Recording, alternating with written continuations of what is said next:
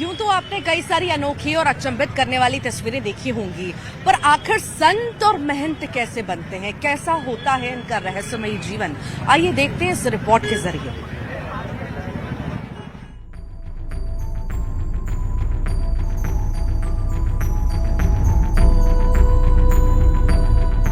महिला महंत को कैसे मिलती है दीक्षा? रात के वक्त कौन काटता है चोटी? पिंडदान और भस्म रमाने का क्या है सच? धुनी रमाते इन संतों को देखिए, अनोखी वेशभूषा और अलग अंदाज इनकी तपस्या और तप की कहानी को खुद बयां कर रहा है। कोई इसे तंत्र साधना से जोड़ता है तो कोई रहस्य बताता है, लेकिन साधना और सिद्धि की कहानी कुछ अलग ही है। अब जरा महाकुंभ में पहुंची महिला संतों को देखिए। कोई 5 साल की आयु में इस ओर आकर्षित होने की बात कर रहा है, तो किसी का दावा है कि 12 साल की उम्र में उनका ध्यान इस दिशा में हुआ और साधारण जीवन से संन्यास की ओर कदम बढ़ा दिए। संगम किनारे धुनी रमाए महिला संत और महंत को देखकर आपके मन में भी सवाल उठ रहे होंगे कि महंत बनना और दीक्षा धारण करने की पूरी प्रक्रिया क्या है? क्या है रात 12 बजे का पूरा सच? कौन काटता है महिला संत की चोटी? 3.5 मीटर का वस्त्र महिला संत। महिला संतों की दीक्षा भी नागा साधुओं और वैराग्य जीवन वाले साधु संतों की तरह ही होती है।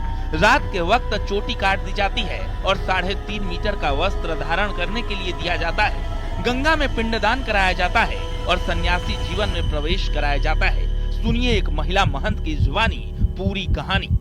हमारे यहाँ अखाड़े में बाबाओं की होती है, सेम वैसे ही होते हैं। बस इसमें प्रोसीजर ये रहते हैं कि जब नागा संत बनते हैं तो उनको क्या है कि कोपिन धारण कराते, भस्म रमाते हैं ना। और ये जो पिंड वगैरह है वो तो चले हम बता नहीं सकते क्योंकि वो संस्कार की बात है। तो गंगा जी में उनका पिंड वगैरह इत्यादि होते हैं। फिर आपका धर्म ध्वजा पे लाया जाता है। रात्रि को आचार्य जी रात्रि को 12 बजे आते हैं, फिर वहाँ पर चोटी काटा जाता है। तो माताओं का भी सेम यही प्रोसीजर, बस माताओं को क्या है कोपिन के साथ साथ 3.5 मीटर का वस्त्र दिया जाता है और उसको ब्रह्म गाथी बांध के माताओं को भी भस्म रमा के सेम वही अपना पिंड वगैरह सारा प्रोसीजर गंगा जी में होते हैं। और रात्रि को उनको शाम को धर्म ध्वजा पे लाया जाता है और उनका भी रात्रि को चोटी काटा जाता है। अघोरियों की वेशभूषा और हठ योग को देखकर आप सोच रहे होंगे कि इस परंपरा में तंत्र मंत्र का भी सहारा लिया जाता है, लेकिन महिला महंत इस बात से इनकार कर रही हैं। उनका कहना है कि तप और साधना की इस परंपरा में तंत्र साधना को कोई स्थान नहीं दिया जाता है। सात्विक पूजा होती है और गुरु परंपरा के मुताबिक ही दीक्षा दिलाई जाती है। दीक्षा धारण करने के बाद कोई धर्म का प्रचार करता है तो कोई भागवत सुनाता है और सांसारिक जीवन से खुद को अलग रखता है। हमारे सन्यास में तो तंत्र विधि वगैरह इस तरह का तो नहीं है, लेकिन हमारे यहाँ सात्विक पूजा ही होती है। और यहाँ गुरु परंपरा है तो गुरु जिस हिसाब से आपको ढालते हैं, कोई देखे तप करते हैं, कोई जप करते हैं, कोई योग करते हैं, कोई साधना करते हैं, कोई भागवत करते हैं, कोई धर्म का प्रचार प्रसार करते हैं। मैंने कहा ना, सब अलग अलग भागों में बटे हुए हैं संत। भक्ति और आस्था के पथ पर नियमों में बंधकर चलना आसान नहीं है, लेकिन कई महिला संत और महंत प्रयागराज महाकुंभ में नजर आ रही हैं। महिला संत दीक्षा धारण कर महंत बन सकती हैं, लेकिन शंकराचार्य बनने को लेकर विवाद भी रहा है। बहरहाल महिला संत साक्षी जी महाराज कहती हैं कि दिखावे के लिए कोई संत न बने, ये अंतर्मन की यात्रा है। वाकई में कुंभ की दुनिया रहस्यों से भरी हुई है, चाहे वो नागा साधुओं का रहस्य हो, चाहे महिला सन्यासिनों का रहस्य हो। सन्यासिन बनना जीवन को ईश्वर के प्रति समर्पित करना है। कैमरा पर्सन सोनू मंडल के साथ उमेश श्रीवास्तव, न्यूज़ 18, महाकुंभ नगर, प्रयागराज। ये रहस्यमयी दुनिया से आपको रूबरू करवाया कि किस तरह से नागा साधुओं का जीवन होता है, कैसे उन्हें दीक्षा मिलती है, कैसे उनका जीवन चलता है। साथ ही साथ महिला संतों का अगर हम जिक्र करें तो उनके भी जीवन में तप कम नहीं होता। और अगर हम बात करें दीक्षा की, तो दीक्षा के बाद महिला संत का जीवन बिल्कुल आसान नहीं होता। कई सारी तपस्याएं तो करनी ही होती है, धर्म का पालन भी करना होता है। इसी बीच एक महिला संत की कहानी हम आपको दिखाते हैं, देखिए।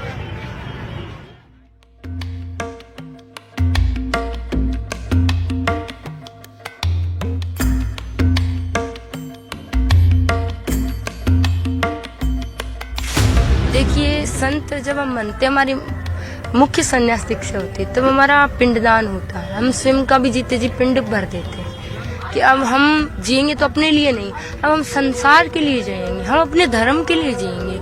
अगर धर्म के लिए हमें अपने प्राण न्यौछावर करने पड़ गए तो हम उसके लिए भी पीछे नहीं हटेंगे। तो संत बनने के बाद किसी से दुनिया में रहते, लेकिन दुनिया से जुड़ के नहीं, कोई मिला तो ठीक, नहीं मिला तो ठीक है। सुना आपने भगवा कपड़ों में महिला संत गोशिका जी महाराज ने क्या कहा।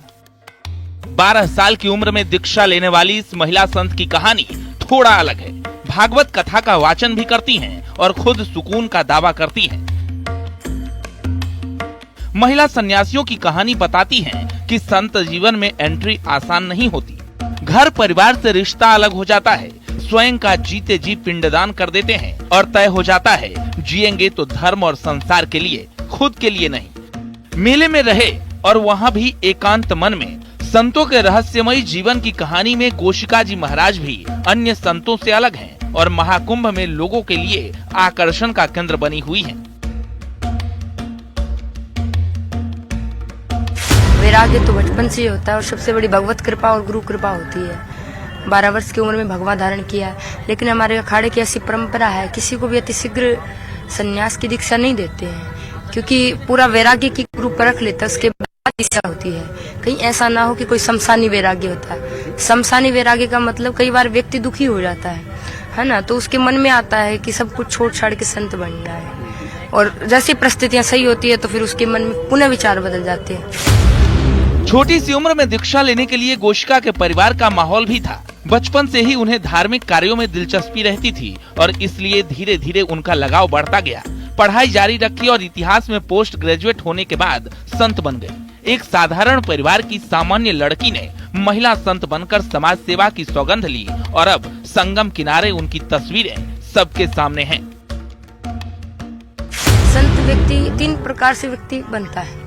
एक तो है प्रभाव से। आजकल कई लोग प्रभाव से जल्दी किसी से प्रभावित होकर, हाँ संतों का जीवन तो बड़ा सरल है, देखने में सरल लगता है, लेकिन संत जीवन अगर वाकई में देखें तो बहुत त्याग संत के जीवन में होता है। पूरा जीवन संत का त्याग में होता है। संत संसार के बीच में रहकर भी संसार से अलग रहते, इसी का नाम संत है। आजकल देखिए भौतिक सुविधाओं का उपयोग भी संत करते हैं, तो कई लोग कहते हैं अरे पुराने संत तो पहाड़ों में रहते थे, अब तो संत संसार के बीच रहते। पहली बात तो अब पहले के जमाने में पहाड़ कंदराएं थी, अब इतने पहाड़ रहे नहीं है ना। दूसरी बात, पहले इतनी भौतिक सुविधाएं थी नहीं। हम संत सुविधाओं का इस्तेमाल करते हैं लेकिन उसमें आसक्त नहीं होते।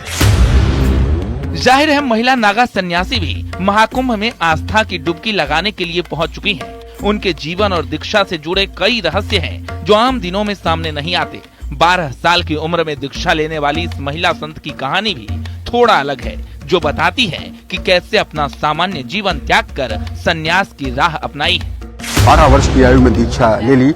हमको लगता है कि इनकी आयु भी बहुत कम होगी, 18-19 वर्ष के आसपास की होंगी, लेकिन ये श्रीमद् भागवत कथा कहती हैं और गोशिका जी महाराज यही कहती हैं कि उन्हें बेहद खुशी है कि वो अपना पूरा जीवन ईश्वर के चरणों में समर्पित कर चुकी है। वाकई में महिला सन्यासियों की दुनिया भी रहस्यों से भरी हुई है। कैमरा पर्सन सोनू मंडल के साथ उमेश श्रीवास्तव, न्यूज़ 18, महाकुंभ नगर, प्रयागराज। और अखाड़ों की भी खास तस्वीरें अब आपको दिखाते हैं, किस तरह से यहाँ पर नागा साधु 16 श्रृंगार कर करके निकले और सभी को आशीर्वाद देते हुए नजर आए। बड़ी संख्या में श्रद्धालु पहुंचे और बाबाओं का आशीर्वाद लेते नजर आए। नागा साधुओं के द्वारा मंत्र भी गाए गए, साथ ही साथ सभी को आशीर्वाद भी दिया गया। आइए देखते हैं। ऐसे ही एक नागा साधु हैं, उनसे हम बात करेंगे।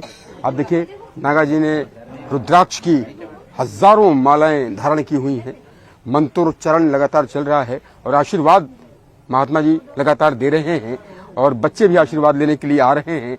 इन तस्वीरों में आप देखिए, और छोटे बच्चे जो संस्कार पढ़ते हैं वही संस्कार बड़े होकर के और मजबूत होते हैं।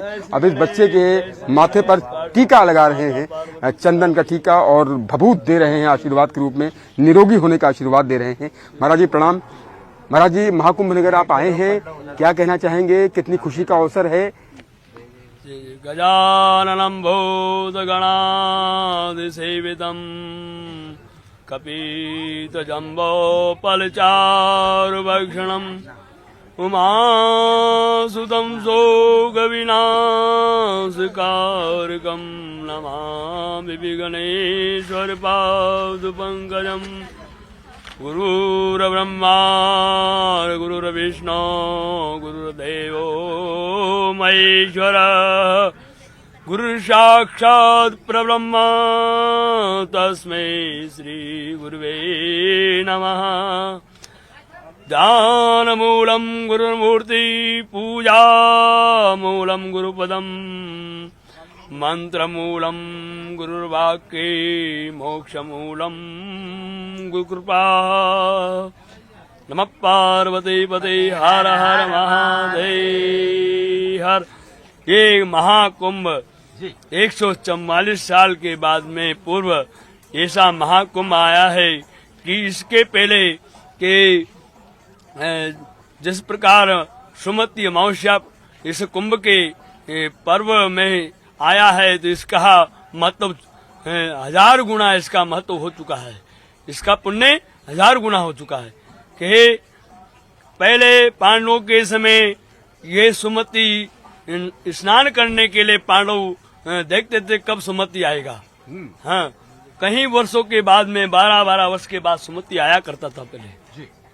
अब तो एक साल में 2 बार सुमति आता है पर लेकिन वो महापुण्य लेके आता है।